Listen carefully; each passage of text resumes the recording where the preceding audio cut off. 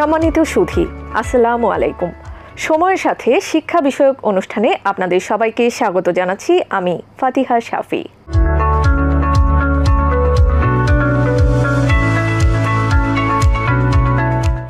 আমাদের আজকের আলোচ্য বিষয়ে স্মৃতিতে অম্লান অধ্যাপক ডক্টর মোহাম্মদ সিরাজুল ইসলাম। অধ্যাপক ডক্টর মোহাম্মদ সিরাজুল ইসলাম একজন শিক্ষাবিদ, ইতিহাসবিদ, শিল্পকলার ইতিহাস বিশরদ এবং একজন শিক্ষা প্রশাসক। অধ্যাপক ডক্টর মোহাম্মদ সিরাজুল ইসলামের জন্ম 1928 সালের 1 জানুয়ারি এবং এই 1 জানুয়ারি তার জন্মদিনটিকে স্মরণ করেই আজকের এটিএন বাংলার এই বিশেষ আয়োজন। অধ্যাপক ডক্টর মোহাম্মদ সিরাজুল ইসলাম জন্মগ্রহণ করেছিলেন তৎকালীন মালদা জেলার কালিয়াচক গ্রামে এবং তার প্রাথমিক শিক্ষা এবং পরবর্তীতে বেড়ে ওঠা কালিয়াচকেই।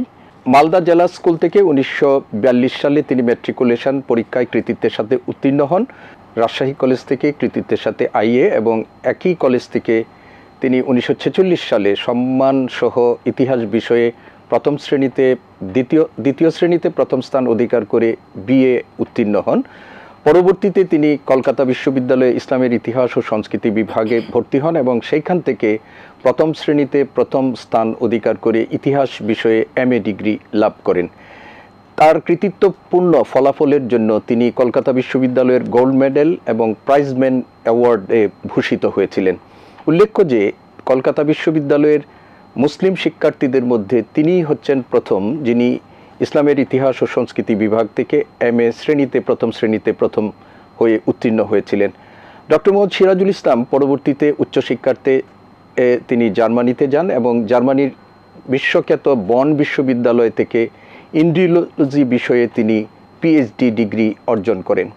কর্মজীবন শুরু করেছিলেন কলকাতাতেই এবং কলকাতার তিনি ইসলামিয়া কলেজ এবং পরবর্তীতে কলকাতা বিশ্ববিদ্যালয়ের ইসলামের ইতিহাস ও সংস্কৃতি বিভাগে তিনি লেকচারার হিসেবে কর্মজীবন শুরু করেন। 1951 সালে তিনি ঢাকা বিশ্ববিদ্যালয়ে ইসলামের ইতিহাস ও সংস্কৃতি বিভাগে লেকচারার হিসেবে যোগদান করেন এবং 1988 সালে তিনি এই বিভাগ থেকেই অধ্যাপক হিসেবে অবসর গ্রহণ করেন। তার কর্মজীবনে তিনি বিভাগের চেয়ারম্যান হিসেবে দায়িত্ব পালন করেন এবং ঢাকা বিশ্ববিদ্যালয়ের বাইরে তিনি বাংলাদেশ পাবলিক সার্ভিস কমিশনের সদস্য এবং শিল্পকলা একাডেমির মহাপরিচালক হিসাবেও তিনি দায়িত্ব পালন করেন। তিনি দায়িত্ব পালন করেন বাংলাদেশ ইসলামী বিশ্ববিদ্যালয় কুষ্টিয়ার উপাচার্য হিসাবে এবং এছাড়াও তিনি দেশের বাইরে জার্মানির বন বিশ্ববিদ্যালয়ে তিনি ভিজিটিং প্রফেসর হিসাবে তিনি দায়িত্ব পালন করেন এবং মার্কিন যুক্তরাষ্ট্রের বিশ্বখ্যাত এমআইটিতে তিনি আগা খান ভিজিটিং প্রফেসর হিসাবেও সেখানে তিনি অধ্যাপনা করেন এবং একই সময়ে তিনি ভারতের ইসলামী স্থাপত্য বিষয়ে গুরুত্বপূর্ণ গবেষণা কর্ম সম্পাদন করেন। অধ্যাপক সিরাজুল ইসলাম বহুমাত্রিক প্রতিভার অধিকারী একজন পণ্ডিত শিক্ষাবিদ ছিলেন। এই পণ্ডিত শিক্ষাবিদদের স্মরণে আজকের এই অনুষ্ঠান এবং আমাদের এই অনুষ্ঠানে তার স্মৃতির প্রতি শ্রদ্ধা নিবেদন করে আমি আলোচনা শুরু করছি এবং আমাদের সাথে এই আলোচনাকে সম্প্রসারিত করার জন্য দুজন সম্মানিত অতিথি আমাদের সাথে যুক্ত হয়েছেন। একজন হচ্ছেন প্রফেসর ডক্টর হাবিবা খাতুন, তিনি ঢাকা বিশ্ববিদ্যালয়ে ইসলামের ইতিহাস ও সংস্কৃতি বিভাগের অবসরপ্রাপ্ত অধ্যাপক এবং তিনি অধ্যাপক ডক্টর মোহাম্মদ সিরাজুল ইসলামের শ্রেণীকক্ষের ছাত্রী তিনি ছিলেন। আমি আপনাকে আমন্ত্রণ জানাচ্ছি আজকের অনুষ্ঠানে এবং একই সাথে আমি আজকে আমন্ত্রণ জানাচ্ছি আরেকজন সম্মানিত অতিথিকে। তিনি হচ্ছেন মিসেস শবনম শেহনাজ চৌধুরী দীপা। শবনম শেহনাজ চৌধুরী দীপা অধ্যাপক মোহাম্মদ সিরাজুল ইসলামের সুযোগ্য কন্যা। তিনি বাংলাদেশের একটি অগ্রণী ব্যবসা প্রতিষ্ঠান ইভিন্স গ্রুপের ডিএমডি হিসাবে তিনি দায়িত্ব পালন করছেন। একই সাথে তিনি ঢাকা বিশ্ববিদ্যালয়ের ইসলামের ইতিহাস ও সংস্কৃতি বিভাগ অ্যালামনাইয়ের অ্যাসোসিয়েশনের সভাপতি হিসাবেও তিনি দায়িত্ব পালন করছি। আপনাকেও আজকের আমাদের এই অনুষ্ঠানে স্বাগত জানাচ্ছি। সুধীবৃন্দ, আমি আলোচনা শুরু করতে চাই আজকে প্রফেসর ডক্টর হাবিবা খাতুন আপনাকে দিয়েই। আমি জানি যে আপনি অধ্যাপক ডক্টর মোহাম্মদ সিরাজুল ইসলামের ছাত্রী ছিলেন ঢাকা বিশ্ববিদ্যালয়ের ইসলামের ইতিহাস ও সংস্কৃতি বিভাগে এবং একই সাথে আপনি আপনার পিএইচডি গবেষণা কর্মটি সেটিও আপনি সম্পন্ন করেছেন ডক্টর মোহাম্মদ সিরাজুল ইসলামের তত্ত্বাবধানে। অধ্যাপক ডক্টর মোহাম্মদ সিরাজুল ইসলামকে আপনি একজন শিক্ষক হিসেবে কেমন দেখেছেন এবং একজন গবেষণা তত্ত্বাবধায়ক হিসাবে আপনি কেমন করে দেখেছেন, এবং একজন শিল্পকলার ইতিহাসের গবেষক হিসাবে তার কর্মকাণ্ডকে আপনি কিভাবে মূল্যায়ন করবেন, এবং একই সাথে একজন মানুষ হিসাবেও আপনি কেমন করে তাকে মূল্যায়ন করবেন, আপনার কাছে সেটি জানতে চাচ্ছি। আমার ঢাকা বিশ্ববিদ্যালয়ের জীবনের পদার্পণের প্রথম দিনেই আমি তার ক্লাসের ছাত্রী হয়েছিলাম। একজন আদর্শ শিক্ষক হিসাবে আমি তাকে জীবনে প্রথম থেকেই দেখেছি। তিনি অত্যন্ত বিনয়ী কিন্তু দৃঢ়চেতা মানুষ ছিলেন। তাকে দেখেই আমরা একটু ভয়ে থাকতাম কিন্তু শ্রদ্ধা করতাম। তিনি ছাত্রছাত্রীদের প্রতি এত বেশি এরকম অভিভূত থাকতেন, ক্লাসে কেউ একটু এদিক ওদিক তাকালে স্যার সেটা বুঝতে পারতেন। আর এই বুঝতে পারাটা যেন আমাদের জন্য ভীষণ রকমের একটা অপরাধ বোধ আমাদের মাঝে জাগিয়ে তুলত। কিন্তু যে ছাত্র তাকে মনোযোগ দিয়ে শুনতেন তার প্রতি তার একটা দৃষ্টি চলে আসতো প্রথম থেকেই। আমরা এইখানকার যেসব ছাত্রছাত্রী ক্লাসে ছিলাম ভিন্ন রকমের বলার ভঙ্গিমা ছিল, শুদ্ধ প্রাঞ্জল ভাষায় তিনি বলতেন, কিন্তু ভাষা এমনভাবে ব্যবহার করা হতো শব্দগুলোকে যেন আমাদের মাঝে গেঁথে যায়। তিনি আমাদেরকে প্রথম দিনেই ইতিহাস যে চিত্রকলা আর স্থাপত্যকে ঘিরে জানা যায় এবং সঠিক তথ্য জানা যায়, এই কথাটা তিনি তখনই বুঝিয়ে দিয়েছিলেন আমাদেরকে। আমরা বুঝেছিলাম যে ইতিহাস, এই যে বিএ ক্লাস পর্যন্ত পড়াশোনা করার পরেও না বুঝিনি যে ইতিহাসের উপত্য চিত্রকলা এবং স্থাপত্য। তিনি আমাদেরকে এই স্থাপত্যের কঠিন ইটের ভিতর থেকে রস বের করে আনার পদ্ধতি শিখিয়েছেন। আবার চিত্রকলার ভিতর দিয়ে তিনি মুসলমানদের মধ্যে যে একটা ভিন্ন বিশ্বাস ছিল যে চিত্রকলা অধিকার মুসলমানরা করে নাই, করবে না, না, এটা তিনি প্রমাণ করেছেন এবং তিনি সেটা আমাদেরকে বুঝিয়েছেন। এবং তার থেকে আমি গভীরভাবে উপকৃত হয়েছি। সকল ছাত্রছাত্রী আমরা মুগ্ধ হয়ে একেবারে পিন ড্রপ সাইলেন্স যাকে বলে সেইভাবে তার মুখের দিকে তাকিয়ে থেকে ওই বিষয়গুলি বোঝার চেষ্টা করতাম। আমি এরপরে আপনার কাছ থেকে অধ্যাপক সিরাজুল ইসলাম স্যারের গাইডেন্সে মানে যে টোরগুলো হয়েছিল এইগুলো সম্পর্কে একটু ধারণা নিব। তার আগে মিসেস শবনম শেহনাজ চৌধুরী দীপা, তিনি প্রয়াত অধ্যাপক ডক্টর মোহাম্মদ সিরাজুল ইসলামের সুযোগ্য কন্যা এবং তিনি আজকে আমাদের মাঝে উপস্থিত হয়েছেন। আমি আপনার কাছে যেটি জানতে চাই যে অধ্যাপক সিরাজুল ইসলাম সম্পর্কে তার একজন ছাত্রী, তার তত্ত্বাবধানে গবেষণা করা প্রফেসর হাবিবা খাতুন একজন শিক্ষক হিসাবে তাকে আমাদের সামনে মূল্যায়ন করেছে। আপনার কাছে আমি দুটোভাবে তাকে জানতে চাইবো। একটা হলো যে আপনি তার কন্যা হিসাবে, একজন পিতা হিসাবে দেখেছেন, মানুষ হিসাবে দেখেছেন, কিন্তু আরেকটা বাড়তি বিষয় এখানে যুক্ত আছে। আপনি একই বিভাগের শিক্ষার্থী, আপনার বাবার বিভাগের শিক্ষার্থী ছিলেন, সেই হিসাবে একজন শিক্ষক হিসাবেও তাকে দেখেছেন। এই দুটো জিনিসে আপনার মূল্যায়ন আমি এখন জানতে চাচ্ছি। আমি হচ্ছি আমার বাবা মায়ের কনিষ্ঠ সন্তান। আমরা মাশাআল্লাহ 5 ভাই বোন, আমার সবচেয়ে বড় বোন, তারপরে 3 ভাই, তারপরে আমি একটু আদুরেও ছিলাম বেশি। সব কিছুতে আব্বা আমাকে কনসেশন করতো, ছোটদের যেটা হয় আর কি। কিন্তু অতিরিক্ত আদরের মধ্যেও একটা বিনয় বা আদব লেহাজ যে জিনিসগুলো, এগুলোর ব্যাপারে উনি সবসময় খুব কঠিন ছিলেন। আব্বাকে সবাই খুব ভয় পেতেন, ভয় মানে শ্রদ্ধার ভয়। আসলে আমরা তো এই ডিপার্টমেন্টে আসাও তো আব্বারই কারণে। আমরা শিক্ষকদের সাথে আমার আব্বাকে যেটা আমি দেখতে পেয়েছি, ওনারা প্রায় বাসায় আসতেন এবং ক্লাসের পরেও আবার দেখা যেত কোনো কিছু ক্লিয়ার করতে, কোনো লেকচার হয়তো বুঝতে পারিনি, তখন তো ছোট ছিলাম, এত বেশি বুঝতাম না, কিন্তু এখন কিছু কিছু স্মৃতিগুলোকে রিকল করে করে বুঝতে পারি যে যখন ওনারা বাসায় আসতেন আব্বা আবার ঘন্টার পর ঘন্টা আবার বাসায় বসে আবার বুঝাচ্ছে, মানে সময় দিচ্ছে। শিক্ষকের আসলে এমনই হওয়া উচিত। মানে আমার কাছ থেকে, আমি শিক্ষক হলে আমার কাছ থেকে শুধু তো পাঠদান না, বই লেখা, থিসিস, এটা না, একজন ছাত্র একজন ছাত্রী শিক্ষকের কাছে তো ইনস্টিটিউশন, মানুষ গঠনের যে মানুষ সমস্ত গঠনের কারিগর। প্রয়োজনীয় উপকরণগুলো হ্যাঁ। আছে সবগুলোই তাদের কাছ থেকে হবে।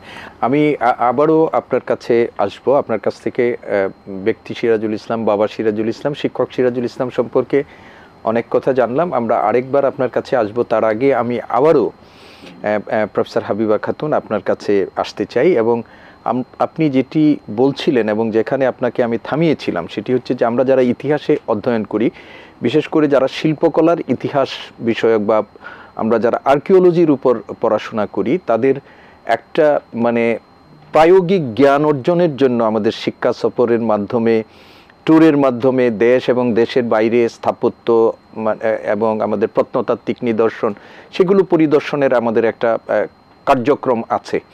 আপনি যেটা বলতে চাচ্ছিলেন যে ওনার সাথে আপনার এরকম মানে ট্যুরে যাওয়ার, এক্সকারশনে যাওয়ার অভিজ্ঞতা আছে, এবং আমি বিভাগেও আমি শুনেছি যে অনেকের কাছে যে উনি অনেক সময় যেতেন দেশের বাইরে নিয়ে শিক্ষার্থীদের যেতেন। সেই ধরনের কোনো যদি অভিজ্ঞতা আপনার থাকে, যদি আপনি আমাদেরকে একটু শেয়ার করেন। আমি অত্যন্ত আনন্দের সাথে বলতে চাচ্ছি, আমি উপকৃত হয়েছি এই শিক্ষা সফরের মাধ্যমে। শুধু আমি কেন, আমরা 21 জন স্টুডেন্ট আমাদেরকে যাওয়ার আগে স্যার তৈরি করে নিয়েছেন যে আমরা পাকিস্তান যাচ্ছি, অর্থাৎ পূর্ব পাকিস্তান থেকে পশ্চিম পাকিস্তানে যাচ্ছি বটে, কিন্তু এটা যেন একটা অন্য দেশে যাওয়ার মতন অবস্থা। আমাদেরকে পাসপোর্ট নিয়ে যাচ্ছি, পিএইতে যাচ্ছি, এবং ওখানে নামার পরে যে ভাষা শুনবো সেই ভাষা তো আমরা বলি না, এটাই বলেছিলেন স্যার। তখন বললাম তাহলে ওখানে আমরা কেমন করে কথা বলবো? তখন আমাদেরকে যেই কজন আমরা উর্দু বুঝতে পারতাম তাদেরকে লিডারশিপের মতন করে সামনের দিকে দিলেন, সামনে কাতারে রাখলেন, এবং বাকিরা আমাদেরকে ফলো করবে এটাই ক্লাসে শিখিয়ে দিলেন। এই যে প্রতিটা পদক্ষেপে জীবনকে ফেস করার বা জ্ঞান আহরণ নয়, শুধু জ্ঞান নিয়ে জ্ঞান প্রচার করতে পারার, মানুষকে মুগ্ধ করার যে গুণ স্যারের নিজের ছিল, সেরকম যেন আমরা প্রত্যেকে বড় হয়ে উঠি, এই প্রচেষ্টা ওনার মাঝে ছিল। প্রফেসর সিরাজুল ইসলাম আমার জীবনের একজন পথ দেখাবার মানুষ। উনি শ্রদ্ধেয় মানুষ এবং আমাকে ভালোবাসতেন উনি অত্যন্ত গভীরভাবে। বাংলাদেশ ইতিহাস পরিষদ আমাদের প্রাণের একটা প্রতিষ্ঠান। প্রফেসর ABM হবিবুল্লাহ স্যারের প্রতিষ্ঠিত, ইসলাম স্যারের সহায়তা এটা প্রতিষ্ঠা করা, তিনি প্রথম সেক্রেটারি ওটার, এবং তাকে যেন আমিও অনুসরণ করি এরকম একটা মনোভাব তার মাঝে আমি লক্ষ্য করেছি। এবং আমরা আসলে ইতিহাস পরিষদে যারা নাকি যুক্ত হয়েছিলাম সেই সময় প্রত্যেকটা মানুষ ইতিহাস পরিষদকে প্রাণ দিয়ে ভালোবাসতাম এবং আজও ভালোবাসি। এবং সেখানে যে প্রবন্ধ পাঠ করতে হবে, সেই প্রবন্ধগুলো ওনারাই আমাদেরকে ঠিক করে দিতেন, কোনটা করলে আমি পারবো, কোনটা আমার দ্বারা সুন্দরভাবে উপস্থাপন করতে পারবো আমি, সেটা ওনারাই ঠিক করে দিতেন। এবং সেইভাবে আমাদেরকে তৈরি করেছেন ওনারা। আমি এখানে একটু যুক্ত করতে চাই যে প্রসঙ্গটা যেহেতু এসেছে, আমি এশিয়াটিক বাংলাদেশ ইতিহাস পরিষদের আমি সাধারণ সম্পাদক হিসেবে দায়িত্ব পালন করেছি, আপনার সাথে কাজ করার সুযোগ হয়েছে পত্রিকা সম্পাদক। তো আমি দর্শকদেরকে জানাতে চাই যে প্রফেসর সিরাজুল ইসলাম স্যারের সাথে আমার প্রথম ব্যক্তিগত পরিচয়টি যেটি হয়েছিল সেটি হচ্ছে ইতিহাস পরিষদের সূত্রে, এবং এই যোগসূত্রটি যার মাধ্যমে আমার তৈরি হয়েছিল তিনি আজকে আমাদের এখানে আলোচক হিসাবে আছেন, প্রফেসর হাবিবা খাতুন। আমি বিভাগে যুক্ত হওয়ার সাথে সাথেই ওনার কাছে আমাকে পাঠিয়েছিলেন ইতিহাস পরিষদের একটা কাজ নিয়ে, এবং ধানমন্ডিতে মহানন্দা, সেই মহানন্দাতে আমি ওনার কাছে প্রথম গিয়েছিলাম এবং ইতিহাস পরিষদই আমাকে সেই সুযোগটি তৈরি করে দিয়েছিল। শুধু ইতিহাস পরিষদ না, আরও অনেক প্রতিষ্ঠান তিনি প্রতিষ্ঠা করেছেন। এর মধ্যে আমাদের ঢাকা বিশ্ববিদ্যালয় ইসলামের ইতিহাস ও সংস্কৃতি বিভাগের অ্যালামনাই অ্যাসোসিয়েশন, সেই অ্যালামনাই অ্যাসোসিয়েশনের দুজন সভাপতি পাশাপাশি আছে, আপনি সাবেক সভাপতি এবং এখন বর্তমান সভাপতি, তিনিও এখানে আমাদের সাথে আছেন। আমি এখন শবনম শেহনাজ চৌধুরী দীপা আপনাকে বলছি যে একজন দক্ষ সংগঠন হিসেবে তিনি এই সংগঠনটি প্রতিষ্ঠা করেছেন, এবং এটি ইসলামের ইতিহাস ও সংস্কৃতি বিভাগ পরিবারের আমাদের একটা নবীন এবং প্রবীণদের মধ্যে একটা সেতু বন্ধন হিসাবে কাজ করে। শুরু হয়েছিল আপনাদের বাসায় ক্ষুদ্র পরিসরে একটি সংগঠন, আজকে এই সংগঠনটি বিভাগ পর্যায়ে ঢাকা বিশ্ববিদ্যালয়ের সবচেয়ে বড় অ্যালামনাই অ্যাসোসিয়েশনে রূপান্তরিত হয়েছে। তো আজকে এই সভাপতি হিসাবে যখন আপনি দায়িত্ব পালন করেন, তখন আপনার অনুভূতিটা কি, যে আপনার বাবার গড়া প্রতিষ্ঠানটিতে আপনি এসে এই সংগঠনটির মধ্য দিয়ে বিভাগের অনেক একাডেমিক এবং অবকাঠামো উন্নয়নেও এই সংগঠনটি ভূমিকা রাখছে, কেমন অনুভব করেন আপনি? প্রথমত আমি এটাকে অনেক বিরাট বড় একটা সুযোগ আমার জন্য মনে করি, কারণ যে ডিপার্টমেন্ট আমাকে গড়ল, যেই টিচার্সদের মাধ্যমে, সংগঠনের, আমাদের এই সংগঠনটার মাধ্যমে আমি অনেক কিছু শিখেছি। তো এখন আমার পালা হচ্ছে ডিপার্টমেন্টকে কিছু দেওয়া। আমি সবসময় এটা খুব বিশ্বাস করি যে যেই ডিপার্টমেন্টেরই হোক, পড়াশোনা হয়ে গেল, ভালো রেজাল্ট করলাম, ডিপার্টমেন্ট থেকে বার হয়ে গেলাম, ব্যবসা করছি, চাকরি করছি, আমি আমার ওই শিক্ষকটাকে ভুলে গেলাম, আমার ওই করিডোরটাকে ভুলে গেলাম, আমার ডিপার্টমেন্টের সাথে আর আমার কোনো আমার কোনো যোগসূত্র নাই। এটা আমার কাছে মনে হয় সেই ছাত্র বা ছাত্রীটার জন্য খুব দুর্ভাগা। কারণ আমি সবসময় কৃতজ্ঞতা জিনিসটাকে ভিতরে ধারণ করতে চাই, এবং আমি আমার শিক্ষকদের কাছ থেকে যা পেয়েছি, এখন কালের বিবর্তনে এখন আমি আলহামদুলিল্লাহ আমার বাবার গড়া সংগঠনে আমি যে সুযোগটা পেলাম সভাপতি হওয়ার। এর আগে সাধারণ সম্পাদক হিসেবে আপনি 2 মেয়াদে দায়িত্ব পালন করেছেন। জি, তো আসলে এখন হলো যে আমার একটা ড্রিম কাম ট্রু। যদি বলি, একটা ছোট্ট কথা বলি, আমরা ইয়েতে ছিলাম, কলকাতায় ছিলাম, তো সেখানে একদম বিরাট একটা, আমার এখনও মনে পড়ছে না, আমি তখন খুব ছোট, আমার মনে হয় 7-8-9 বছরের বাচ্চা হব। তো সকালবেলা ছিল, তো that was April 1st। So সবাই ছাত্রছাত্রীরা মিলে সবাই মিলে প্রোগ্রাম করছেন যে আব্বাকে বোকা বানাবে, এপ্রিল ফুল করবে। হ্যাঁ, তো এটা তো তাদের প্ল্যান, আমি তো কিছুই জানি না, আমি তো এমনি বাচ্চা মানুষ। তা আমরা সবাই মিলে ডাইনিংয়ে খাচ্ছি, তো একজন এসে দৌড়ায় এসে, আব্বা আমার সাথে খাচ্ছেন, তো একজন দৌড়ায় এসে বললেন কি যে স্যার ল্যান্ড ফোনে রিসেপশনে একটা ফোন আসছে ঢাকার থেকে। তো আব্বা আবার তাকালে, আমি একটু চমকাই গেছি, আব্বা আবার তাকে বলে যে ঢাকার থেকে কে ফোন করছে? বলে জানি না স্যার, রিসেপশনে কলটা আসছে, আপনাকে একটু যেতে হবে। তো আব্বা বলে ও আচ্ছা, তো কলটা আমার রুমে দিতে বলো। তো বলো স্যার ঠিক আছে, ওনাদের তীর বলে না নিশানে পে লাগা, যাক, ওনারা চাচ্ছিলেন আব্বা রুমে যাক। তা আব্বা বললেন যে কলটা রুমে দিতে বলো। তো ঠিক আছে, আব্বা চলে গেল, আমি তো নাস্তা খাচ্ছি, বুঝতেছি না এত কিছু, যা হোক। তা আব্বা রুমে যাওয়ার সময় বললেন আমার চাবিটা কই?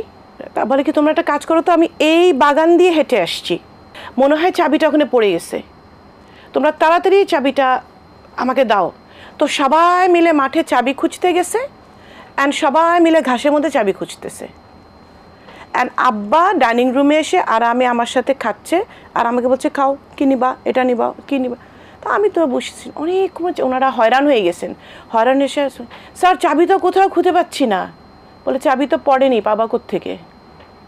তোমরা আমাকে বোকা বানাতে যাচ্ছিলে, আমি তোমাদের বললাম। এটা হচ্ছে যে স্টুডেন্টের সাথে শিক্ষকের যে এত সুন্দর একটা মায়াবী সম্পর্ক, এটা আমি সবসময় দেখতে পেয়েছি।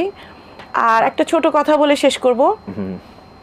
আব্বা তখন বোধহয় স্কুলে, মনে হয় আমি শোনা, এটা আব্বার কাছে শুনেছি, 6-7-এ পড়ে, আমি ঠিক সবাই এটা বলতে পারবো না, বা 6-7-এ পড়ার বাচ্চা। তো একটা কম্পিটিশন হয়েছিল, আর্ট কম্পিটিশন, মালদা জেলা স্কুলে। তো সেই আর্ট কম্পিটিশনটাতে আব্বা একটা স্কেচ করছিলেন, ওটাতে উনি ফার্স্ট হয়েছিলেন। তো মোহিনী টেক্সটাইল মিল নামে, সেখানে তখন একটা খুব নাম করা টেক্সটাইল মিল ছিল। তো ওই আর্টটাকে, ওই পেন্টিংটাকে ওনাদের শাড়িতে তখন ওটা মানে ডিজাইন হিসেবে গ্রহণ করেছিল। এবং আপনার সাথে আমি একটু যুক্ত করতে চাই যে এই জন্য উনি তৎকালে 40 টাকা পেয়েছিলেন। আমি ওনার অপ্রকাশিত আত্মজীবনীতে আমি দেখেছি, এই জন্য তিনি 40 টাকা পেয়েছিলেন। সেই জন্য মিল কর্তৃপক্ষ তাকে পুরস্কার হিসাবে, সেটি তার সম্মানী হিসাবে এটি দিয়েছিল। আমি ব্যক্তিগতভাবে মনে করি যে অধ্যাপক ডক্টর মোহাম্মদ সিরাজুল ইসলাম, তিনি আমাদের সামনে একজন কেবল শিক্ষক নয়, এবং একজন ব্যক্তিত্ব সম্পন্ন মানুষ হিসাবে আমাদের সামনে থাকবেন। এবং আমরা আগামী দিনে যখনই সুযোগ পাবো, তার স্মৃতির মানে রোমন্থনের সুযোগ পাবো, আমরা সেই সুযোগে আরও তার সম্পর্কে আলোচনা করব, উত্তর প্রজন্মকে আমরা সেটি জানাবো। এবং আমি আজকে প্রফেসর হাবিবা খাতুন সহ আমি বিশেষ করে মিসেস শবনম শাহনাজ চৌধুরী দীপাকে ধন্যবাদ জানাতে চাই যে ঢাকা বিশ্ববিদ্যালয়ে বাংলাদেশ ইতিহাস পরিষদে সিরাজুল ইসলাম স্মারক ফান্ড নামে একটি ফান্ড হয়েছে। সেই ফান্ডের আওতায় তার জীবন চর্চা নয় শুধু, তিনি যে বিষয়ে বিশেষজ্ঞ ছিলেন সেই হিসাবেও আমরা গবেষণা পরিচালনা করছি, বক্তৃতার আয়োজন করছি। এর মধ্য দিয়েই তিনি আমাদের মাঝে বেঁচে থাকবেন, তার কর্মকাণ্ডের মধ্য দিয়ে আমাদের যারা শিক্ষার্থী তাদের কাছে বেঁচে থাকবেন। সর্বোপরি তিনি আমাদের কাছে তিনি একজন অনুপ্রেরণা হিসাবে আমাদের মাঝে বেঁচে থাকবেন।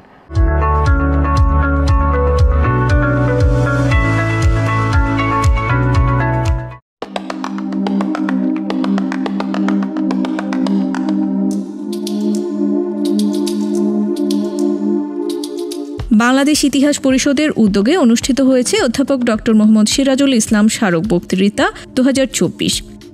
গত 27 ডিসেম্বর ঢাকা বিশ্ববিদ্যালয়ের লেকচার থিয়েটার ভবনের আরসি মজুমদার আর্টস অডিটোরিয়ামে এ আয়োজন করা হয়।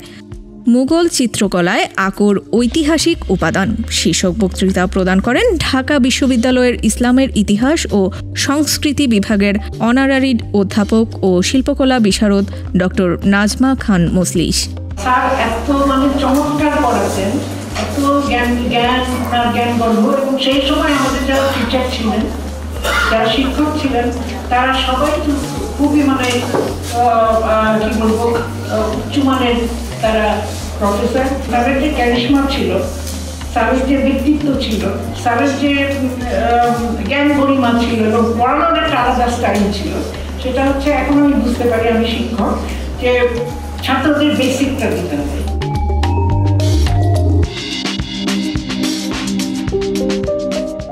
অনুষ্ঠানে সভাপতিত্ব করেন বাংলাদেশ ইতিহাস পরিষদের সহসভাপতি ও ঢাকা বিশ্ববিদ্যালয়ের ইসলামের ইতিহাস ও সংস্কৃতি বিভাগের বিভাগীয় চেয়ারম্যান অধ্যাপক মোহাম্মদ আতাউর রহমান বিশ্বাস। স্বাগত বক্তব্য রাখেন বাংলাদেশ ইতিহাস পরিষদের সাধারণ সম্পাদক অধ্যাপক ডক্টর আব্দুল বাশির। এছাড়াও বক্তব্য রাখেন কলা অনুষদের ডিন অধ্যাপক ডক্টর মোহাম্মদ সিদ্দিকুর রহমান খান, অধ্যাপক ডক্টর মোহাম্মদ সিরাজুল ইসলামের কন্যা ও ঢাকা বিশ্ববিদ্যালয়ের ইসলামী ইতিহাস ও সংস্কৃতি বিভাগের প্রাক্তন ছাত্র সমিতির সভাপতি শবনম শাহনাজ চৌধুরী দীপা। এই মুহূর্তটি আসলে একেবারেই আমি আগে আপ্লুত হয়ে পড়েছি যে বাংলাদেশ ইতিহাস পরিষদ তার গবেষণা কর্মকাণ্ড এবং প্রাতিষ্ঠানিকতা পরিচালনার জন্য অনেকগুলো বিষয়ের উপরে তাকে নির্ভর করতে হয়। তার মধ্যে এই ধরনের ট্রাস্ট ফান্ড এটি একটি বাড়তি গবেষণার জন্য বা আমাদের ইতিহাস চর্চার জন্য নতুন একটি সংযোজনা বলে আমি মনে করি। এবং অধ্যাপক সিরাজুল ইসলাম স্মারক বক্তৃতা আয়োজন করবার জন্য দাতা সদস্য বা দাতা হিসাবে আমাদের যে বন্ধু শবনম শাহনাজ দীপা, তিনি যে উদ্যোগটি নিয়েছেন সেই উদ্যোগটিকে আমি স্বাগত জানাই। আমার আব্বা কিরকম ব্যক্তিত্ব ছিলেন, যারা তার এতটুকু সংস্পর্শে এসেছিলেন, তাদের কাছ থেকে আমরা যা জেনেছি এবং জ্ঞান হওয়ার পর থেকে যা দেখেছি। একদিন আমাদের এক্স-বিসি স্যার আমাকে বলছিলেন, আমরা সপ্তাহে 2টা দিন ক্লাস করি। আমার নাম ধরে ডাকেন, উনি খুব আদর আছে। বলেন, দীপা, আমরা সপ্তাহে 2 দিন স্যারের সাথে ক্লাস করি। এই 2 দিনেই আমি আজকে ভাইস চ্যান্সেলর। কত কিছু শিখেছি স্যারের কাছ থেকে। আর তুমি সারা জীবন স্যারের সাথে থাকতা, কত শিখে বড় হয়েছো। আসলে জীবনের এখন প্রতিটি পরতে পরতে অনুভব করি সত্যি অনেক শিখেছি। বাবা মার জন্য সন্তান কিছু করতে পারা, এর থেকে আনন্দ মনে হয় পৃথিবীতে আর কোনো কিছু নাই। অনুষ্ঠান উপস্থাপনায় ছিলেন উদ্যোক্তা সংগঠনের যুগ্ম সম্পাদক অধ্যাপক ডক্টর AKM খাদেমুল হক। এ সময় অন্যান্যদের মধ্যে উপস্থিত ছিলেন ঢাকা বিশ্ববিদ্যালয় এলুমনাই অ্যাসোসিয়েশনের সাবেক সভাপতি আনোয়ারুল আলম পারভেজ, ঢাকা বিশ্ববিদ্যালয়ের সাবেক উপাচার্য প্রফেসর ডক্টর মোহাম্মদ আখতারুজ্জামান, অধ্যাপক ডক্টর মোহাম্মদ আব্দুর রহিম, অধ্যাপক ডক্টর মফিজুর রহমান, অধ্যাপক ডক্টর নুসরাত ফাতেমা, অধ্যাপক ডক্টর সুরাইয়া আক্তার, অধ্যাপক ডক্টর ATM শামসুজ্জোহা, মাহমুদুর রহমান প্রমুখ। অধ্যাপক ডক্টর মোহাম্মদ সিরাজুল ইসলামের পরিবারের সদস্যদের মধ্যেও বেশ কয়েকজন এতে উপস্থিত ছিলেন। অনুষ্ঠানে ঢাকা বিশ্ববিদ্যালয়ের ইসলামের ইতিহাস ও সংস্কৃতি বিভাগের বিপুল সংখ্যক শিক্ষার্থী ও শিক্ষকবৃন্দ ছাড়াও তার অসংখ্য গুণগ্রাহী উপস্থিত ছিলেন।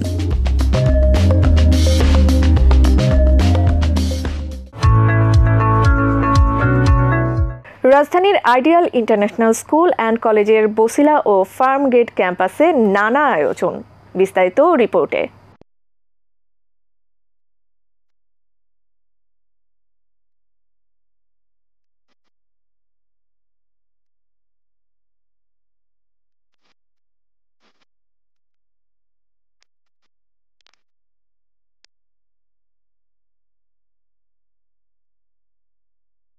শিক্ষার্থীদের আঁকা ছবি দিয়ে বার্ষিক ক্যালেন্ডার, ডায়েরির মোড়ক উন্মোচন এবং ইংরেজি নববর্ষ উদযাপনের মধ্য দিয়ে 2025 সালকে স্বাগত জানানো হয় ideal international school and college Basila ক্যাম্পাসে।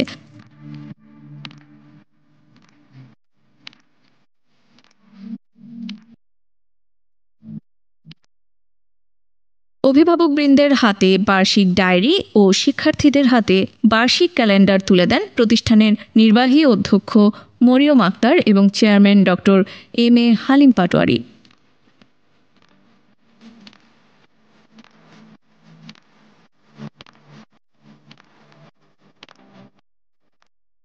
ভর্তিকৃত সকল শিক্ষার্থী ও অভিভাবকবৃন্দের প্রতি খ্রিস্টীয় নববর্ষের শুভেচ্ছা জানান আয়োজক কর্তৃপক্ষ। এই শিক্ষার্থীদেরকে এখন কি করতে হবে? তৈরি করতে হবে, তাদেরকে ডেভেলপ করতে হবে। এই জায়গাটায় ভূমিকা রাখতে হবে আপনাদের, বাবাদের, মায়েদের, এবং তাদেরকে সহযোগিতা করবে আমাদের সম্মানিত শিক্ষক বৃন্দ। সুপ্রিয় সম্মানিত অভিভাবক বৃন্দ, আপনারা মনে রাখবেন, আপনারা যারা বাবা মা রয়েছেন, আপনারা হলেন আপনার সন্তানের সবচাইতে বড় শিক্ষক। আপনি আপনার সন্তানকে এখন ফাউন্ডেশন দিবেন। আপনারা যেটা আনন্দিত হবেন, সেই 40 বছর ধরে শিক্ষার আলো ছড়িয়ে যাচ্ছেন আমাদের ডক্টর আব্দুল হালিম পাটোয়ারি, যাকে আমরা বলি শিক্ষার ফেরিওয়ালা, যিনি সারা বিশ্বে জ্যোতি ছড়াচ্ছেন শুধু শিক্ষার আলো। নিশ্চয়ই আপনারা ভুল করেননি আপনাদের সন্তানদেরকে দিতে। আমরা জানি না আপনাদেরকে কতটুকু আন্তরিকতার সহিত গ্রহণ করতে পারবো বা আপনাদের সন্তানদেরকে কতটুকু মানুষ করে গড়ে তুলতে পারবো, তবে শতবার চেষ্টা থাকবে আমরা আমাদের যেভাবে আগের ছেলে মেয়েদেরকে গড়ে তুলেছিলাম ঠিক সেভাবে আপনার সন্তানদেরকে গড়ে তুলবো।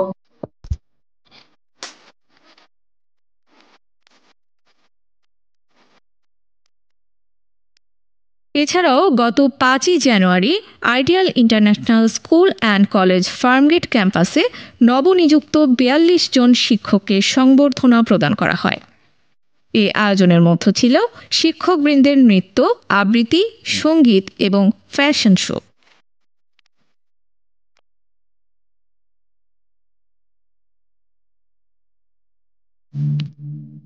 অনুষ্ঠানে প্রধান অতিথি হিসেবে উপস্থিত ছিলেন ঢাকা সিটি কলেজের ভারপ্রাপ্ত অধ্যক্ষ প্রফেসর কাজী নেয়ামুল হক। নতুন বছরে নিয়োগকৃত শিক্ষকদের বরণ এবং বিগত বছরে কর্মক্ষেত্রে বিশেষ অবদানের স্বীকৃতিস্বরূপ শিক্ষকদের সম্মাননা স্মারক প্রদান করা হয় এই অনুষ্ঠানে। সবশেষে সকল শিক্ষক, কর্মকর্তা, কর্মচারীবৃন্দকে উপহার প্রদানের মাধ্যমে অনুষ্ঠানের সমাপ্তি ঘটে।